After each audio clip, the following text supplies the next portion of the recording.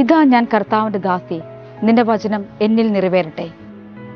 ഒരു ഗ്രീഷ്മ രാത്രിയുടെ യാമങ്ങളിൽ മറിയം എന്ന കൊച്ചു കന്യകയുടെ മുൻപാകെ ഗബ്രിയേൽ ദൂതൻ പ്രത്യക്ഷപ്പെട്ട് അവളോട് പറഞ്ഞു, കൃപ നിറഞ്ഞവളെ, നിനക്ക് സമാധാനം, കർത്താവ് നിന്നോടുകൂടെ. അവൾ പരിശുദ്ധാത്മാവിനാൽ ഗർഭിണിയായി ഒരു പുത്രനെ പ്രസവിക്കുമെന്നും അവൻ യേശു എന്ന് വിളിക്കപ്പെടുമെന്നും അറിയിച്ചു. ഈ സമയം എന്തെല്ലാം ചിന്തകളാകാം അവളോട് കടന്നുപോയിട്ടുണ്ടാവുക.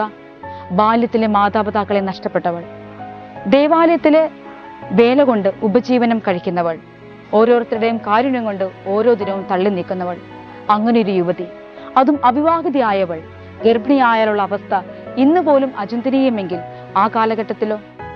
എന്നിട്ടും എന്തേ പരിശുദ്ധ അമ്മ ദൈവഹിതത്തോട് ഇതാ ഞാൻ കർത്താവിന്റെ ദാസി എന്ന് പറയാൻ യാതൊരു മടിയും കാണിക്കാതിരുന്നത്? ഞാൻ വിശ്വസിക്കുന്നത് അവളിലുള്ള ദൈവസ്നേഹം, ദൈവവിശ്വാസം, ദൈവശരണം എന്നീ 3 ഗുണങ്ങളാണ് എന്നുള്ളതാണ്. നമുക്കും ഓരോ ദിനവും ദൈവഹിതത്തോട് വിധേയപ്പെട്ട് പരിശുദ്ധ അമ്മയുടെ മധ്യസ്ഥതയാൽ സ്വർഗത്തിലെ ദൈവത്തിൽ നിന്ന് അനുഗ്രഹങ്ങൾ പ്രാപിച്ച് തൃപ്തരാകാം.